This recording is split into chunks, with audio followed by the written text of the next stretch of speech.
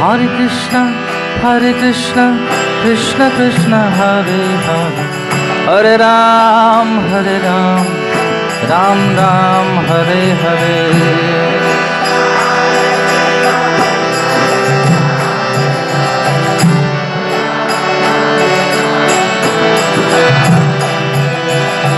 Hare Krishna, Krishna Krishna, Hare Hare, Hare Ram, Ram Ram, Hare Hare.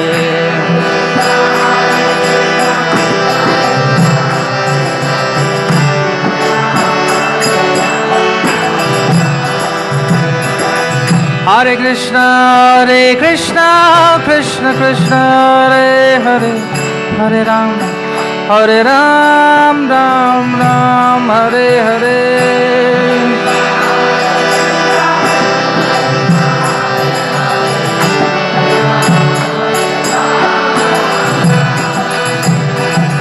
Hare Krishna, Krishna Krishna, Hare Hare, Hare Ram, Ram Ram, Hare Hare.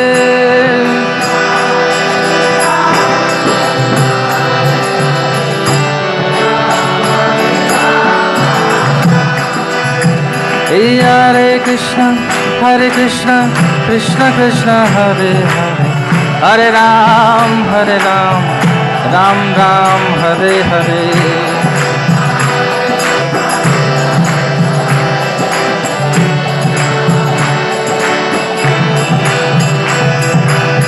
Hare Krishna, Krishna Krishna, Hare Hare, Hare Ram, Ram Ram, Hare Hare.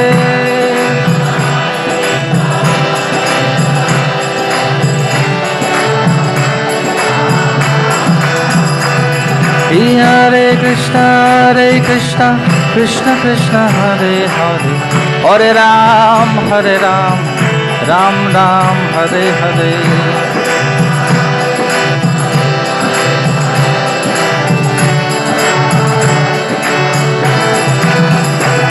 Hare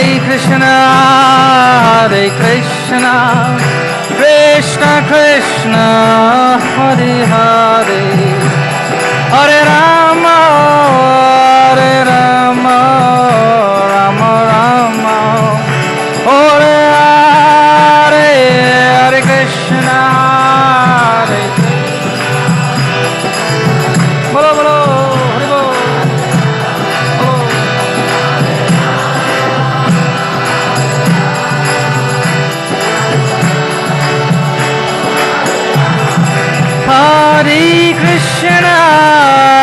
Hare Krishna, Krishna Krishna, Hare Hare, Hare Rama,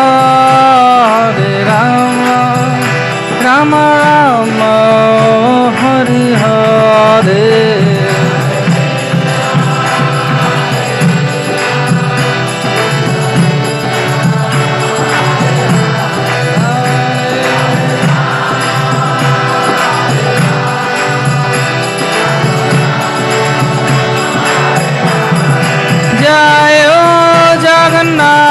Jaya Jagannath, Baladeva Jaya Subhadra,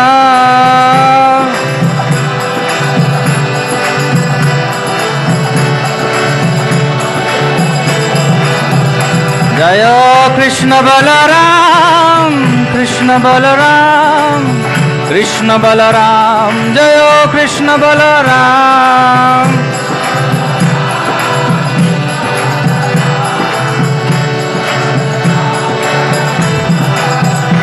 Jayo Nilachala Dham, Jayo Nilachala Dham.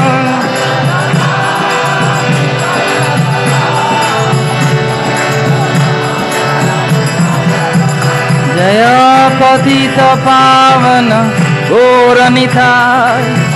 Gauranitai, Jaya Gauranitai.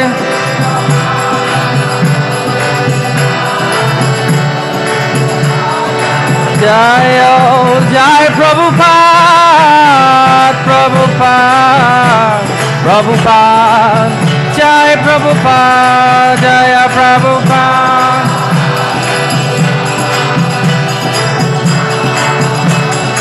जय जय गुरुदेव गुरुदेव गुरुदेव जय गुरुदेव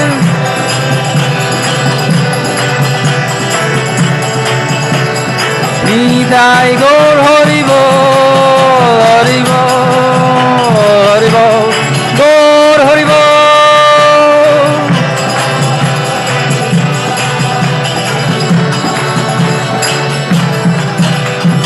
गौर प्रेमानंदे श्री श्री जगन्नाथ बलदेव सुभद्रा महारानी की श्री श्री व्यास पूजा महामहोत्सव की साधु गुरु वैष्णव सत्संग की हरे कृष्ण महामंत्र की शिल प्रभुपाद की गौर प्रेमानंदे हरि हरि बोल।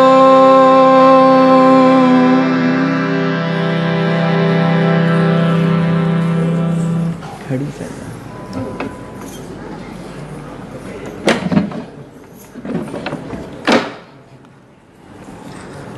एक घड़ी चाहिए घड़ी घड़ी घड़ी ओम अज्ञानतिमिरान्धस्य ज्ञानाञ्जनशलाकया चक्षुरुन्मीलितं येन तस्मै श्रीगुरवे नमः। नमः ओं विष्णुपदाय कृष्णपृष्ठाय भूतले श्रीमते भक्तिवेदान्तस्वामिनिति नामिने नमस्ते सरस्वती देवे गौरवाणी प्रचारिणे निर्विशेष शून्यवादी पाश्चात्य देशतारिणे वंशाकल्पतरुभ्यश्च कृपा सिन्धुभ्य एव च पतितानां पावनेभ्यो वैष्णवेभ्यो नमो नमः। नमो महावदन्नाय कृष्ण प्रेम प्रदायते कृष्णाय कृष्ण चैतन्य नाम्ने गौरतिशे नमः। हे कृष्ण करुणा सिंधु दीनबंधु जगतपते गोपेश गोपिकाकांत राधाकांत नमस्ते तप्त कांचन गौरांगी राधे वृंदावनेश्वरी वृषभानुसुते देवी प्रणमामि हरिप्रिय नीलाचल निवासाय नित्याय परमात्मने बलभद्र सुभद्राभ्यां जगन्नाथाय ते नमः। जय श्री कृष्ण चैतन्य प्रभु नित्यानंद श्री अद्वैत गदाधर श्रीवासादि गौरभक्तवृंद हरे कृष्णा कृष्णा कृष्णा हरे हरे हरे राम राम राम हरे हरे।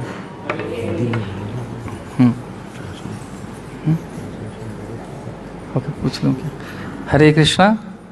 सो मैं हिंदी में बोलूँगा तो किसी को ट्रांसलेशन चाहिए अनुवाद चाहिए उड़िया में? किनको अनुवाद चाहिए थोड़ा हाथ उठाएंगे क्या?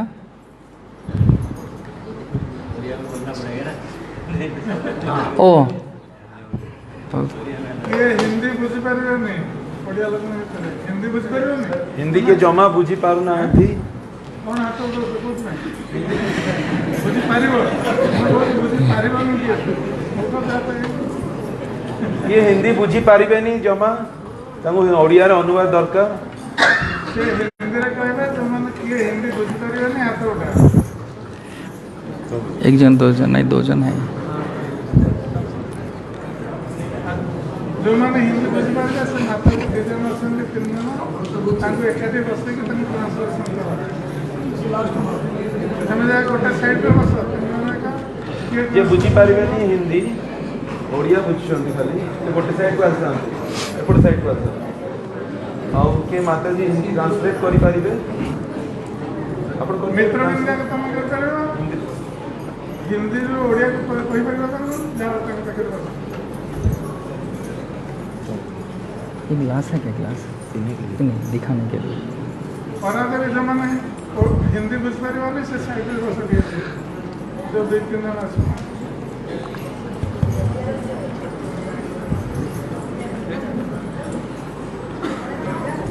हरे कृष्णा। तो हम अपने आप को बहुत धन्य और आभारी समझते हैं कि महाराज ने हमको कृपापूर्वक इधर कुछ बोलने का अवसर दिया। महाराज वैष्णव हैं तो स्वभावतः महाराज बहुत कृपालु हैं और उनका सत्संग लेने के लिए मैं आया हूँ और उनके साथ साथ आप सबका सत्संग लेने के लिए मैं इधर आया हूँ।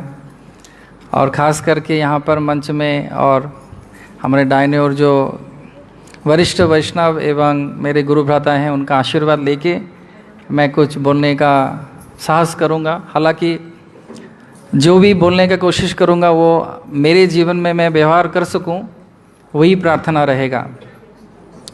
मैं जिस दिन से आया उस दिन से ही मैं कल से मैं देख रहा था कि महाराज इतना समय दे रहे हैं और इतने सारे वैष्णव आए हैं इधर, तो उसका सद्व्यवहार हम सबको बहुत उसका लाभ उठाना चाहिए। तो महाराज ने जब मेरे को कहा, कलकत्ता में जब वो पधारे थे, तो श्रील भक्ति गुरु नारायण स्वामी महाराज ने हमको कहा था कि आपको कुछ बोलना है। तो मैं सोचा कि आप तो बोल ही रहे हैं तो मैं क्या बोलूं, लेकिन क्योंकि उन्होंने आदेश दिया तो हम एक विशेष विषय के ऊपर चर्चा करेंगे। और मैं जब आया, आने के समय में मैं कुछ भक्तों के साथ बात कर रहा था रथ यात्रा में, तो मेरे को बहुत सुंदर एक चीज़ सुनाई दिया, या कथा के भीतर, आलोचना के भीतर एक चीज़ आया। मैंने जो निश्चय किया है उसके ऊपर हम आपसे बात सबके साथ आलोचना करेंगे। तो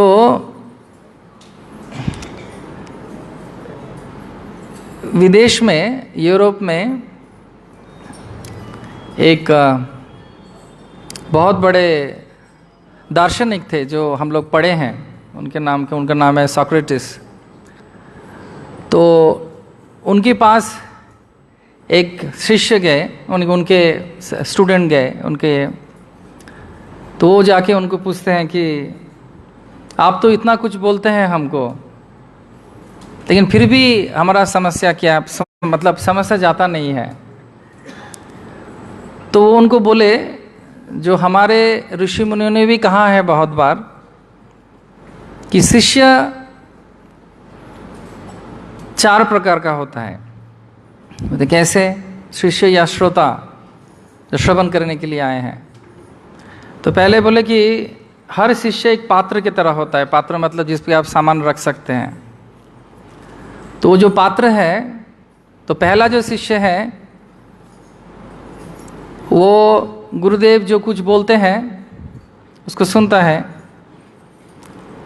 और उसका पात्र कैसा रहता है? 4 प्रकार का पात्र। तो पहला पात्र है कि वो सीधा नहीं है, उल्टा है।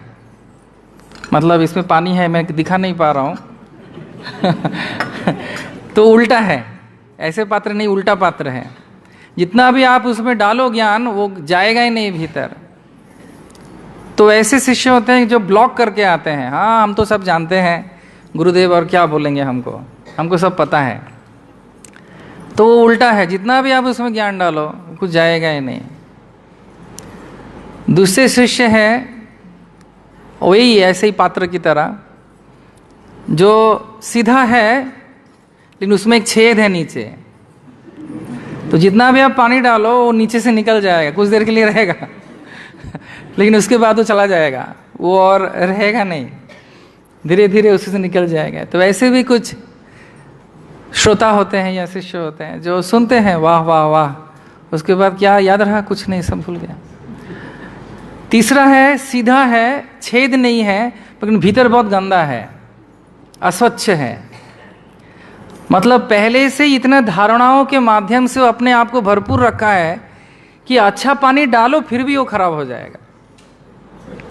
और चौथा है जो विशेष पात्र, जो पात्र सीधा है, उसमें छेद नहीं है, स्वच्छ है, जिसमें कोई भी ज्ञान अमृत स्वरूप डालो तो उसको धारण करके उसका वो व्यवहार कर सकता है। तो इसलिए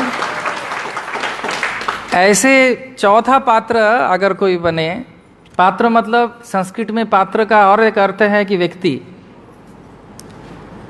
सो ऐसा अगर कोई पात्र बने तो गुरुदेव जो भी बोलेंगे उसको बहुत सुंदर से उसको ग्रहण करके अपने जीवन में ही नहीं, दूसरों के जीवन का भी उद्धार करने के लिए वो तत्पर रहेंगे।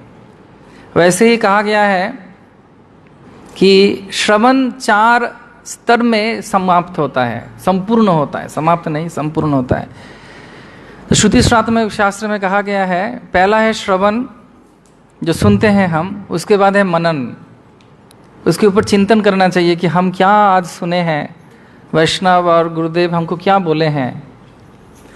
उसके बाद मनन के बाद आता है निधि ध्यानम। निधि ध्यानम का अर्थ है, संस्कृत में उसको बताया गया है कि ना संपूर्ण रूप में अपने जीवन में हम इसका क्या व्यवहार कर सकते हैं। पहला है श्रवण, उसके बाद है मनन, उसके बाद है निधि ध्यानम। तो निधि ध्यानम का अर्थ है कि अपने जीवन में जो हम सुने हैं उसका कुछ व्यवहार करना चाहिए। 3 दिन का सत्संग है, क्या सुने हैं उसके ऊपर मनन करना चाहिए, उसके ऊपर अपने जीवन में व्यवहार करना चाहिए। और उसके बाद चौथा आता है जो, वो है कीर्तनम, अर्थात दूसरों के साथ उसको बांटना, तब जाके श्रवण समाप्त होता है। इसलिए हम इधर सब उपस्थित हैं, हमको इसके ऊपर बहुत मनन करना चाहिए, क्योंकि यही है सार जो वैष्णव और गुरु वृंद हमको सिखा रहे हैं और दे रहे हैं। श्रीमद् भागवतम इसका साक्षात्कार है, उसका प्रमाण है कि कृष्ण कथा एवं कृष्ण कीर्तन भजन एवं सत्संग ही एक आनंद का संपूर्ण उपाय है। इसके साथ इसका कोई विकल्प नहीं है। जैसे महादेव को बुलाया गया था क्या पीने के लिए? कौन सा विष? हलाहल। तो हलाहल विष जब आया, महादेव को बुलाया गया, सबसे बड़े वैष्णव है, वैष्णवा नाम जथा शंभु। लेकिन जब अमृत आया, महादेव को बुलाया गया क्या? बुलाया गया? महादेव के पास SMS या व्हाट्सएप में मैसेज भेजा गया कि आप आ जाइए, या खबर दिया गया, चिट्ठी भेजा गया? तो उसके उत्तर में महादेव को बुलाया नहीं गया। उसके ऊपर कैलाश के जितने भी महादेव के अनुचर हैं वो लोग विद्रोह किए क्या? बंगाल होता तो हो जाता, आमादेर दाबी मानते हवे, चलबे ना। ये बंगाल में बहुत होता है, पता नहीं उड़ीसा में होता है कि नहीं। इनकलाब जिंदाबाद, अभी तो वो थोड़ा कम गया है, दादा थे अभी दीदी आ गई है, तो इनकलाब जिंदाबाद नहीं होते, लेकिन आमादेर दाबी मानते हवे ये बहुत कॉमन है बंगाल में, चलबे ना। तो वो महादेव मोर्चा नहीं निकाले ऊपर से। तो शास्त्र में कहा गया है कि महादेव को वो अमृत जरूरत नहीं था। क्यों? क्योंकि वो 2 अमृत में अपने आप को संपूर्ण डुबाए हुए रहते हैं। 2 अमृत में वो सब समय लीन है। एक है कृष्ण नामामृत और एक है कृष्ण कथामृत। ये 2 जो अमृत हैं, महादेव सब समय निरंतर उसका आस्वादन कर रहे हैं। राम रामेति रामेति रमे रामे मनोरमे सहर्ष नाम तुल्यं राम नाम वरानने। इसलिए हमको वो सुविधा जो महादेव हमको सिखा रहे हैं अपने आचरण के माध्यम से, बाहरी किसी भी चीज़, वो अमृत की नहीं हो स्वर्ग का, हमको ज़रूरत नहीं है। क्यों? कृष्ण कथा में, वैष्णव संघ में भगवान का नाम एवं भगवान की कथा में इतना रुचि हम सबको धीरे धीरे आएगा कि हम सब लोग कहेंगे कि और कब कथा होगा, कब हमको वैष्णव संघ होगा। इसलिए चैतन्य चरितामृत से एक विशेष आलोचना आज हम आप सबके साथ करेंगे, जो मेरे लिए भी बहुत प्रिय है। और श्रील प्रभुपाद जी इतने विशेष हैं कि कहाँ से एक श्लोक को संपूर्ण रूप में विस्तार करने के लिए, उसको पुष्ट करने के लिए बहुत सुंदर से उसका व्याख्या उन्होंने किया है। तो रामानंद संवाद में जब श्री चैतन्य महाप्रभु गोदावरी के तट पे श्री चैतन्य महाप्रभु एवं रामानंद राय का मिलन होता है, और रामानंद राय के साथ श्री चैतन्य महाप्रभु वार्तालाप करना चालू करते हैं, उसमें बहुत सारे यह बात जो आगे का हुआ ये वाजिक है, इसका मूल में आप जाओ और सुनाओ, ऐसे वो बोलते रहते हैं। हालांकि श्री चैतन्य महाप्रभु स्वयं कृष्ण हैं, वो रामानंद राय को ये प्यार एवं सम्मान दे रहे हैं और उनके माध्यम से वो श्रवण करना चाहते हैं। तो रामानंद राय भी संपूर्ण रूप में श्री चैतन्य महाप्रभु जो स्वयं कृष्ण हैं, कृष्ण वर्णम त्रिषा कृष्णम सांगोपांगस्थ पार्षदम कलो संकीर्तन प्रारे जजंती सुमेधस, इसके बारे में वाकिफ थे। और इसलिए वो एक दूसरे का सत्संग ले रहे थे। तो उसमें बहुत सारे प्रश्नों और उत्तर का वार्तालाप होता है। तो उसमें से एक श्लोक में श्री चैतन्य महाप्रभु बता रहे हैं, पूछ रहे हैं। कौन पूछ रहे हैं? श्री चैतन्य। आप लोग सुन रहे हैं तो जोर से बोलिए, कौन पूछ रहे हैं? किसको पूछ रहे हैं? हाँ। तो बहुत सारे प्रश्नों में एक प्रश्न वो पूछते हैं सबसे दुर्भाग्यशाली व्यक्ति कौन है इस पृथ्वी में? Who is the most unfortunate person in this world? सबसे दुर्भाग्यशाली व्यक्ति कौन है? कौन पूछ रहे हैं? किसको पूछ रहे हैं? तो वो पूछ रहे हैं कि हतोभाग्य, दुर्भाग्यशाली व्यक्ति कौन है, जो बहुत दुर्भागा है।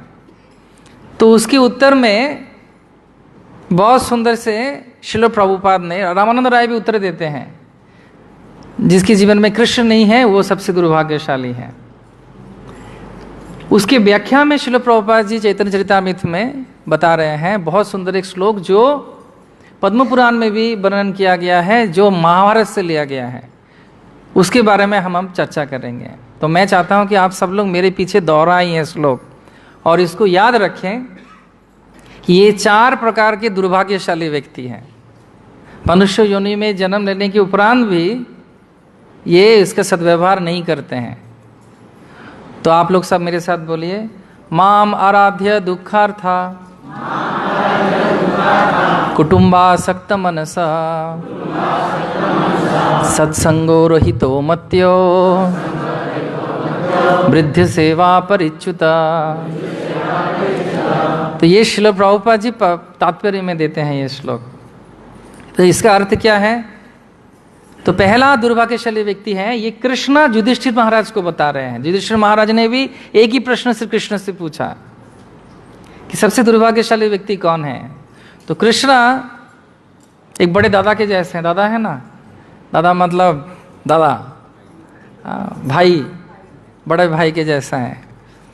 और वो नायक है, वही आदि पुरुष हैं, ईश्वर परम कृष्ण सच्चिदानंद विग्रह अनादिरादि गोविंद सर्व कारण कारणम। वो खुद बोल रहे हैं, भुक्तराम जगत प्रसाम सर्वलोकमहेश्वरम श्रीदाम सर्वभूतानाम ज्ञातमाम शांति मृच्छति।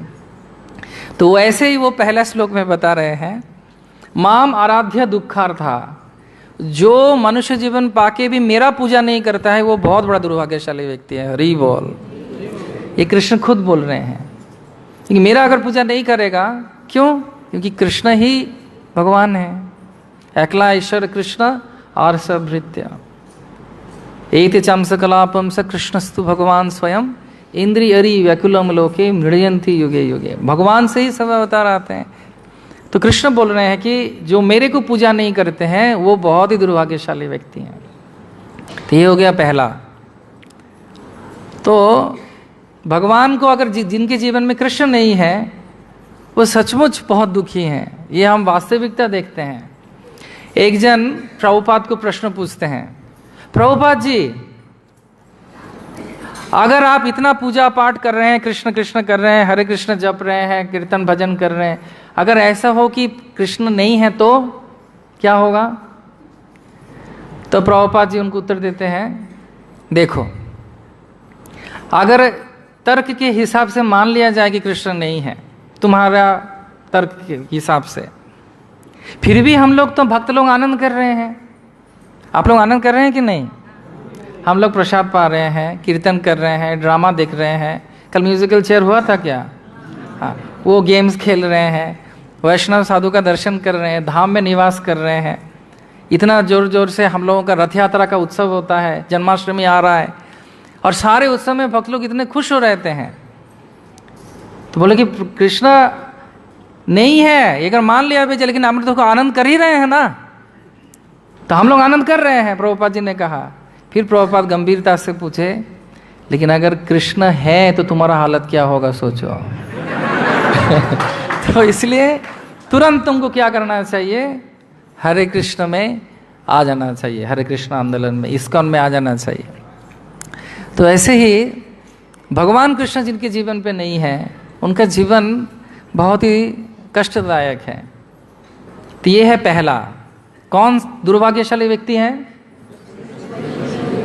जिनके जीवन में कृष्ण नहीं है। दूसरा है माम आराध्य दुखार्था कुटुंबासक्त मनस। कुटुंबा मतलब सिर्फ वो अपने लिए और अपने से देह से उत्पन्न व्यक्तियों के लिए ही सोचता है। वो बहुत स्वार्थी है, कुटुंब के तरह ही आ सकते हैं, बस मैं और मेरा, मम अहम ममेति। तो मैं कौन करता है? बकरी। तो एक जगह पे मैं सुन रहा था कि बकरी बहुत मैं करता है लेकिन जब बकरी गुजर जाता है, उसका जो अंतड़ी है, उस अंतड़ी से तुला जो झाड़ते हैं ना, तुला झाड़ने को उड़िया में क्या बोलते हैं? एक आदमी आता है ना, ब्रंग ब्रंग ब्रंग करके आते हैं, उसको क्या है? बेड़ा। हाँ, तुला बेड़ा। तो वो बकरी के अंतड़ी से बनता है। तो उसको जब बजाता है तो बोलता है तुम तुम तुम तुम तुम तुम तुम।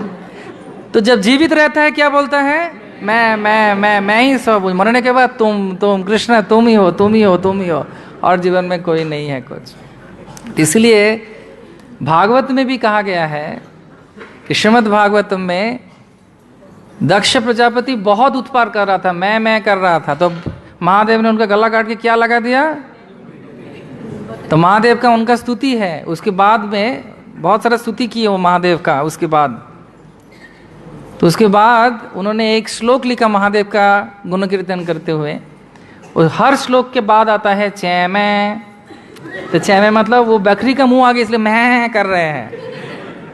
तो इसलिए जो अपने शरीर से उत्पन्न व्यक्ति के लिए ही सिर्फ सोचेंगे, वो भी बहुत दुर्भाग्यशाली व्यक्ति है।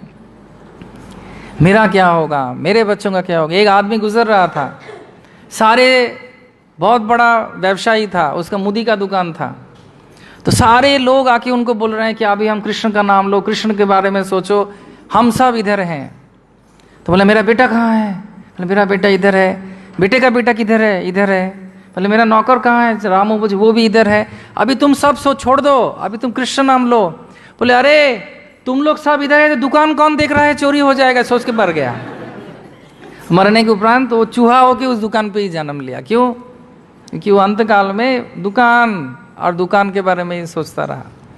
इसलिए वो भी बहुत दुर्भाग्यशाली व्यक्ति है जो संपूर्ण रूप से अपने और अपने देह से उत्पन्न व्यक्तियों के लिए ही सोचता है। कुटुंब आसक्त मनस, जिसका मन कुटुंब के प्रति आसक्त है और किसी के लिए आसक्त नहीं है। तो पहला क्या था? कौन सा दुर्भाग्यशाली व्यक्ति है? कौन? दूसरा कौन है? जो सिर्फ अपने लिए ही सोचते हैं, दूसरों के लिए नहीं सोचते हैं। तीसरा है सत्संगो रोहितो मत्यो, मत्त लोक में जन्म लिए हैं लेकिन साधु संग नहीं कर रहे हैं। श्री चैतन्य महाप्रभु स्वयं बोल रहे हैं, साधु संगो सर्वशास्त्रे कय, लव मात्र साधु संगे सर्व सिद्धि है। श्री चैतन्य महाप्रभु बोल रहे हैं, कल जैसे मैं बता रहा था, मोर भक्तो ना पूजे मोरे पूजे मात्र, दाम्भिक से ना होय मोर कृपार पात्र। जो सिर्फ मेरे को पूजा करता है वो दाम्भिक है, वो उसको मेरा कृपा नहीं मिलता है। इसलिए श्री चैतन्य महाप्रभु अपने आचरण के माध्यम से वो दिखाए ये जो चीज़ हम लोग आलोचना कर रहे हैं। भगवत गीता है भगवान का वाणी।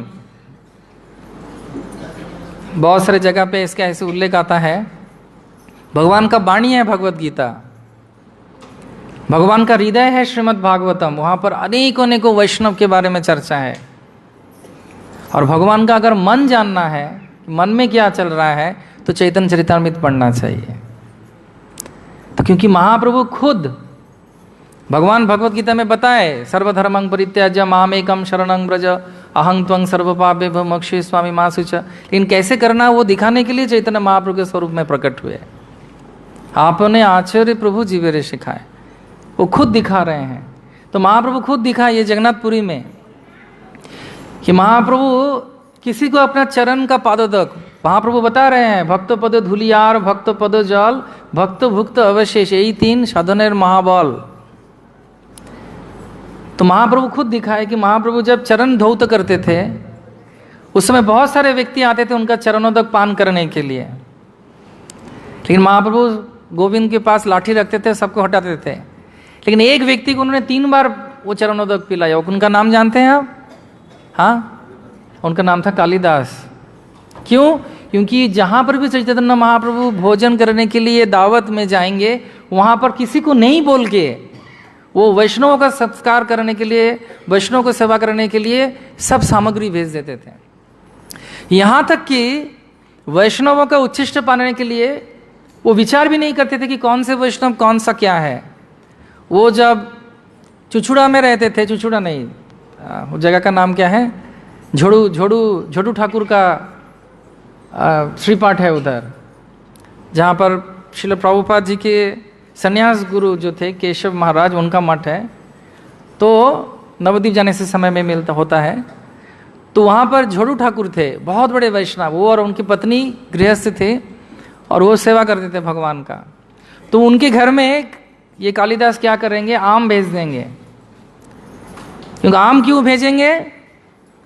क्योंकि आम का छिलका और गुठली मिलता है, मतलब उच्छिष्ट, और वो जब भोग लगा के भगवान को देंगे, देने के उपरांत वो ऐसा नहीं बोलेंगे कि हमने डोनेशन दिया तो हमको बुलाओ खाने के लिए, हरे कृष्णा, ऐसा नहीं बोलते हैं वो। कभी कभी गर्व के साथ ऐसे दान करते हैं तो उसका फल नहीं मिलता है। तो तब वो क्या करेंगे, बैठे रहेंगे। तो इन्होंने, इनका भोजन हो जाने के बाद जो उच्छिष्ट पात्र फेंक दिया जाएगा, केले का पत्ते के भीतर वो गुठली और आम का छिलका, वो जब फेंक देंगे और सब लोग विश्राम लेंगे, तो वो जाके उसका वो सम्मान करेंगे। तो ये कौन जानते थे? श्री चैतन्य महाप्रभु जानते हैं, क्योंकि वो सबके हृदय में महाप्रभु हैं। तो महाप्रभु जानते थे कि कितना वैष्णवों का वो सत्कार करते हैं, कितना वैष्णवों को वो प्यार करते हैं। तो महाप्रभु उनको बुला के, सोचिए कृष्णा आपको बुला के बोल रहे हैं कि मेरे चरणामृत प्रिय हरि बोल। ऐसा भाग्य किनको किनको चाहिए, हाथ उठाइए, हरि बोल। तो इसलिए वैष्णव अगर हम सेवा करेंगे तो उसका हमको फल मिलेगा। सत्संग में अगर हम रहेंगे, अगर भगवान के भक्त जहाँ पर कीर्तन भजन हो रहा है, वहाँ पर स्वयं भगवान के पार्षद भी विराजमान रहते हैं। इसलिए श्री चैतन्य महाप्रभु 4 जगह में नित्य विराजमान हैं। सची रंधन, राघव भवन, नित्यानंद नर्तन एवं श्रीवास अंगन। तो अभी आप सोचेंगे कि प्रभु ये तो स्थायी जगह है, तो मायापुर में हमको जाना पड़ेगा महाप्रभु का संग लेने के लिए। हाँ, वहाँ पर तो जाना चाहिए, धाम है, लेकिन जहाँ पर भी कीर्तन होता है वही श्रीवास अंगन है, वहाँ पर नित्यानंद प्रभु नृत्य करते हैं। इसलिए अध्याप्य से ही लीला करे गौर राय, कोनो कोनो भाग्यवान देखी बारे पाए। इसलिए ये जो सत्संग हो रहा है जगन्नाथपुरी में, यहाँ पर भी बहुत कृपा है।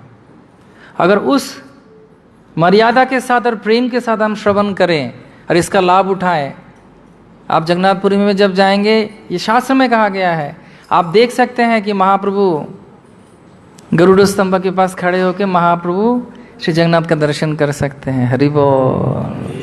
ये नित्य लीला हो रहा है। Chaitanya Charitamrita to be continued. Prabhupada ने ऐसा कहा है कि वो चलता रहेगा चैतन्य चरितामृत। इसलिए वैष्णव संघ का बहुत लाभ उठाना चाहिए। सकले सम्मान करिते सकति दियोनाथ जथा जथो, तभी तो गाइबो हरिनाम सुखे अपराध हवे तो। इसलिए पहला क्या था, कौन सा दुर्भाग्यशाली व्यक्ति है जो कृष्ण को पूजा नहीं करते। दूसरा कौन है, जो सिर्फ अपने बारे में सोचते हैं। तीसरा कौन है, जो सत्संग लेना नहीं चाहते हैं। भक्ति सिद्धांत सरस्वती ठाकुर ने सवेरे उठ के एक श्लोक बोलते थे, सुनना चाहेंगे क्या श्लोक? ज्ञानद अवलंबिका केचित केचित कर्म अवलंबिका बायाम तु हरिदासा नाम पादत्राण अवलंबकम। ये उन्होंने खुद रचना किए थे। वो सवेरे उठ के ये बोलते थे, क्या? ज्ञानद अवलंबिका केचित। कोई कोई अपने जीवन में ज्ञान आहरण को ही जीवन का आधार मानते हैं।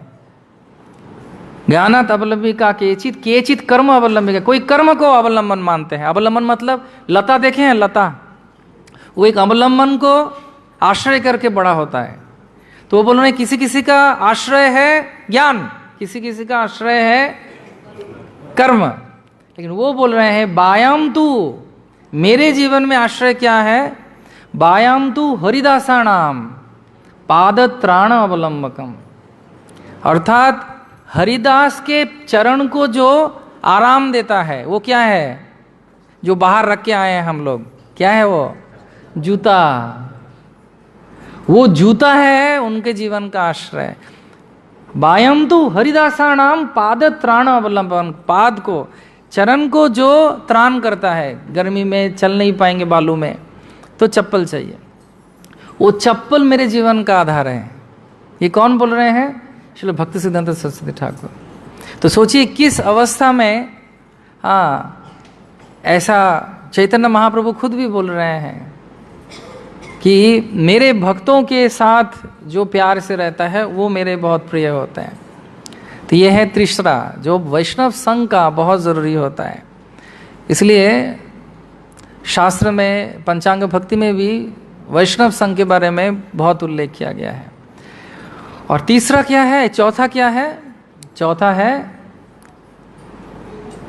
पहला है कृष्ण को जो मानते नहीं है, दूसरा है तीसरा क्या है, और चौथा है वृद्ध सेवा परिच्युता।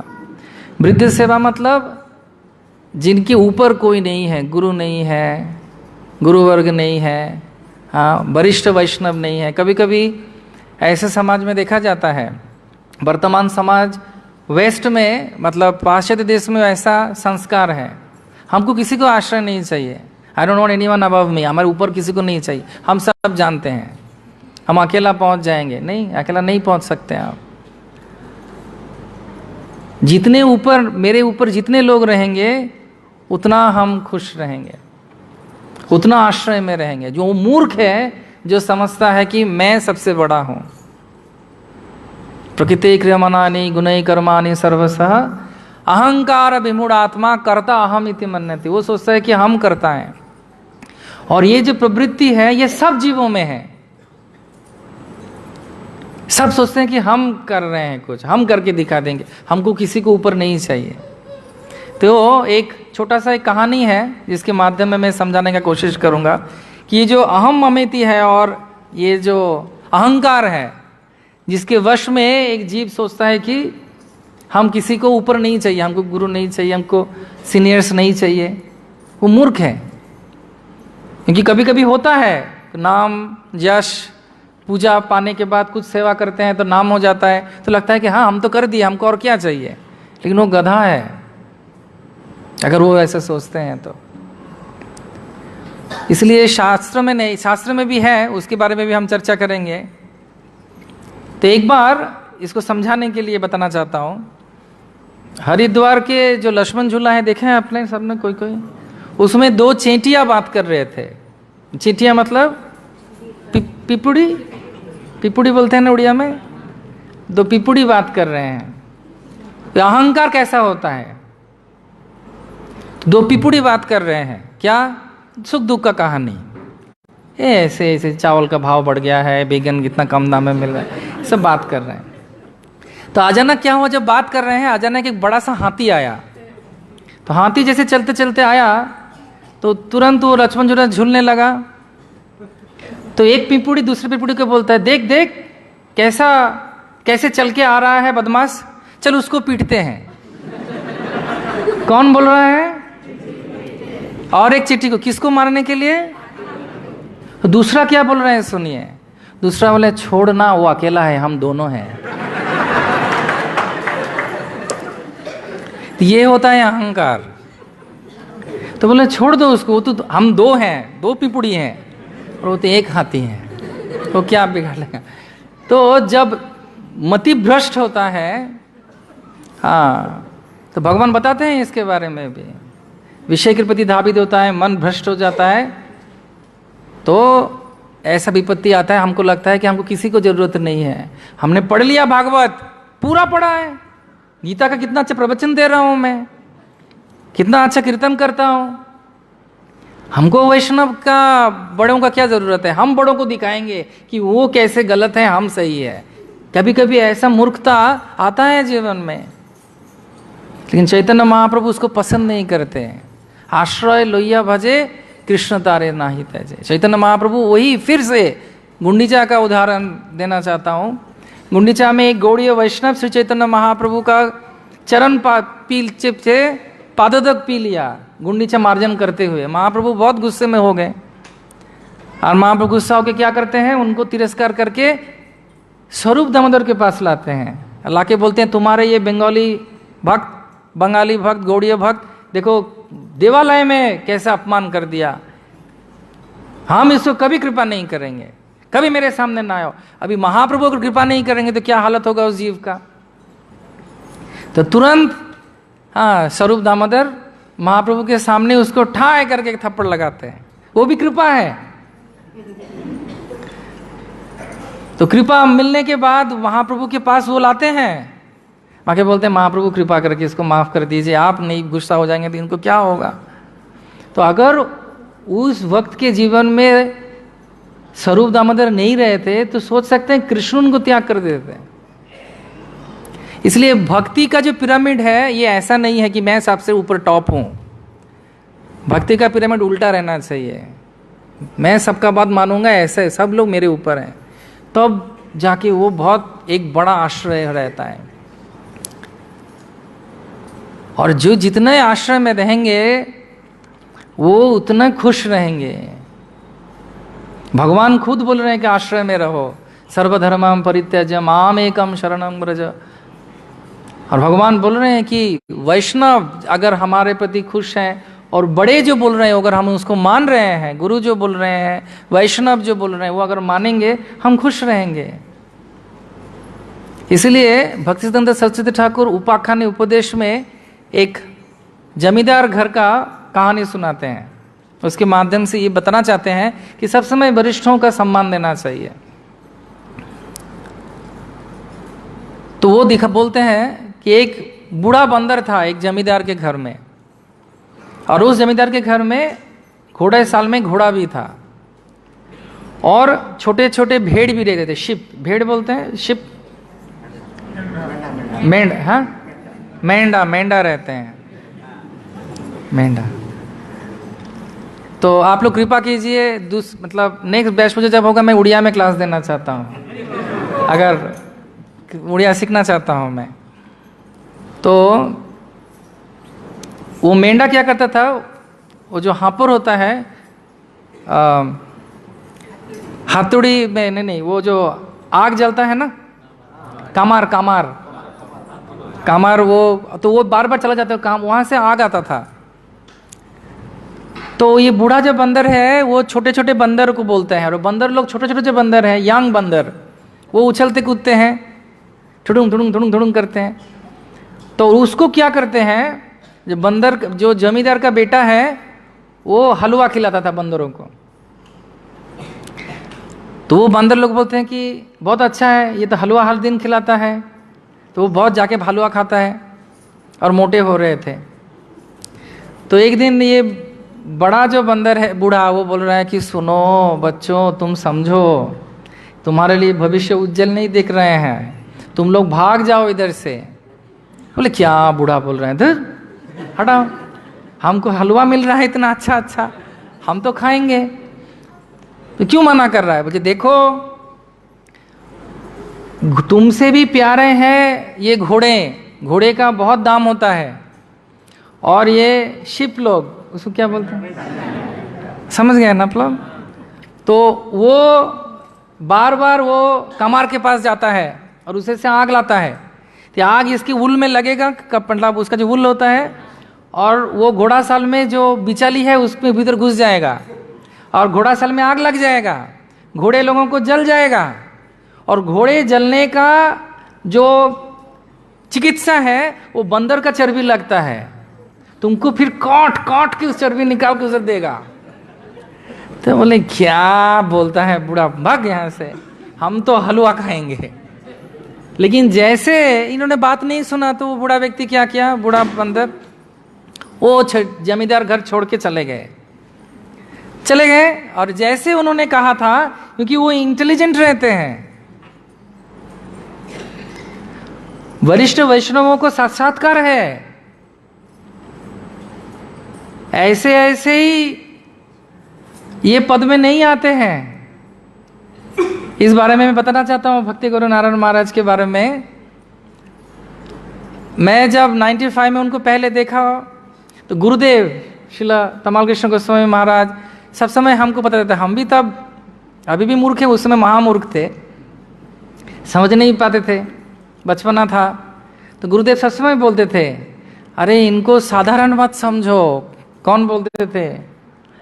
तमाल कृष्ण गोस्वामी गुरुदेव, इनको साधारण मत समझो, ये कहीं पर भी जाएंगे उनके लिए सीट अलग से देना, उनके लिए मेरे को जैसे तुम लोग सत्कार करता है, इनको भी वैसे सत्कार करना। लेकिन वो तो वैष्णव है, इसलिए सब अवस्था में खुश। मेरे को एक बार मेरे को और वल्लभ चैतन्य प्रभु को बुलाने, मतलब उनको रिसीव करने के लिए जाना था, और इतना देर से हम लोग पहुँचे, करीबन 1 घंटा देर से पहुँचे। फिर महाराज खड़े हैं और वो यही बोले, सो गए थे क्या? मालूम से हम हाँ सो गए थे। तो इसलिए गुरुदेव तब उनको वो जानते हैं। हम लोग देखते हैं कि ब्रह्मचारी हैं, हमारा दृष्टि वैसा नहीं है, लेकिन जब बड़े बोलते हैं हमको उसका सम्मान करना चाहिए। तो वही 95, 96, 97, 98 में हमने देखा कि गुरुदेव का कितना प्यार है महाराज के प्रति, कितना विश्वास है। क्यों विश्वास है? क्योंकि गुरुदेव देखे थे कि महाराज क्या चमत्कार करेंगे। तो इसलिए वैष्णव, बड़े वैष्णव हमको चाहिए जीवन में।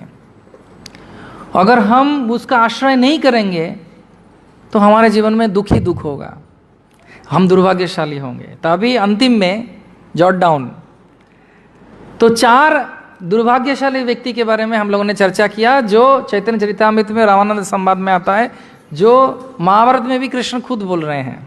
अभी आप सब मेरे को बोलिए, हम लोग दुर्भाग्यशाली हैं, सौभाग्यशाली हैं? अरे वो हमारे जीवन में कृष्ण है, हमारे जीवन में हमारे कुटुंब कौन है? वैष्णव लोग है कि नहीं? फिर हमारे जीवन में सत्संग है कि नहीं? सत्संग में बैठे हुए हैं। और हमारे जीवन में ऊपर वैष्णव है कि नहीं, गुरुदेव है कि नहीं? तो हम लोगों को इसका संपूर्ण लाभ उठाना चाहिए। तो वी बिकेम लकी, हम लोग बहुत आशीर्वाद से पुष्ट, एवं उसको हिंदी में बोलते हैं कि हम लोग बहुत ही सौभाग्यशाली हैं। हम लोग दुर्भाग्यशाली नहीं हैं, हम लोग बहुत सौभाग्यशाली, लेकिन इसका सदुपयोग करना चाहिए। चैतन्य चंद्रेर कृपा करह विचार, विचार करिले चित्ते पाइबे चमत्कार, कृष्णदास कविराज गोस्वामी बोल रहे हैं। प्रेम रतन धन हेलाए हराइनो जैसे नहीं होना चाहिए। एक बार सदगुरु का आश्रय हो गया है, वैष्णव संग मिल रहा है, प्रसाद पा रहे हैं, जगन्नाथ दर्शन हो रहा है, कीर्तन हो रहा है, भजन हो रहा है, और क्या चाहिए? और कुछ नहीं चाहिए। हमको खुश और आनंद में ऐसे व्यवहार करना चाहिए। और हर दिन हमको विचार करना चाहिए जगने के बाद, कितने फॉर्चुनेट हैं हम लोग। वी आर सो फॉर्चुनेट, हम लोग कितने फॉर्चुनेट का भाग्यशाली हैं। तो जब कोई व्यक्ति समझेगा कि हम कितना भाग्यशाली हैं, तब वो सब समय खुश रहेगा। इसलिए ये मेरा छोटा सा एक क्या बोलेंगे प्रयास था आप सबके साथ इस 4 विषय के ऊपर चर्चा करने का। और ये मैं भी अपने आप को सब समय समझाना चाहता हूँ कि परिस्थिति कुछ भी हो सकता है, लेकिन अब अगर इस 4 चीज़ के प्रति हमको आश्रय है तो हमको कोई डर नहीं है। तो एक बार एक प्लेन चल रहा था ऊपर, बहुत तूफान के भीतर, सब लोग घबराए हुए थे, सब लोग सोच जाएगा हम सब मर जाएंगे। लेकिन एक छोटा सा बच्चा बहुत प्रेम से वीडियो गेम खेल रहा था। तो उसके बगल में जो बैठा था वो पूछ रहा है कि अरे बच्चा, तुमको डर नहीं लगता है? बोले डरेंगे क्यों, पायलट जो है चला रहा है वो मेरे पापा हैं। हरि बोल। तो वो किसी ना किसी तरह उसको लैंड कराएंगे मेरे को कि मेरे को तो वीडियो गेम खेलना है, डिस्टर्ब मत करो, खेलने दो। तो इसलिए ये 4 चीज़ के प्रति, कृष्ण के प्रति, वैष्णव के प्रति, साधुओं के प्रति, सत्संग के प्रति अगर हमारा प्यार रहेगा जो श्रील प्रभुपाद ने दिया है, तो हमको कभी डर नहीं रहेगा। डरते हैं कौन? जिनके ऊपर कोई नहीं है। हाँ, जैसे मैंने कुछ दिन पहले पूछ रहे थे किसी ब्रह्मचारी प्रभु को, अरे ऐसा है तो कैसा होगा? अरे कि गुरुदेव है ना, देख लेंगे, चिंता नहीं। मेरे को तो अच्छा लगा ये चीज़। अरे इतना निर्भरशीलता है उनके ऊपर, भगवान के ऊपर और वैष्णव के ऊपर। इसीलिए हम सबका यही प्रार्थना रहना चाहिए कि इन 4 के प्रति हम निष्ठा रखें, प्रेम रखें। और इन 4 के प्रति जब हम प्रेम रखेंगे तो हम बहुत आनंद में और खुश में रहेंगे। और मैं आप सबका भी बहुत बहुत धन्यवाद देना चाहता हूँ कि आप सब मेरे बात सुने, और जितने भी वरिष्ठ मेरे गुरु भ्राते हैं उनको भी बहुत बहुत प्रणाम कि वो सिखा रहे हैं, आश्रय दिए हैं। उनका आश्रय से हम लोगों का पुष्टि हो रहा है। Thank you very much. Hare Krishna.